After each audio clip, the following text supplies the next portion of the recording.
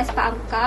Kami akan memperkenalkan diri kami. Nama saya Nur Adana Ala, boleh panggil Adana. Dia akan perkenalkan diri dia. Nama saya Amira Syida, boleh panggil Amira. Dan yang terakhir, dia akan perkenalkan diri dia. Nama saya Nurul Aini, boleh panggil Aini.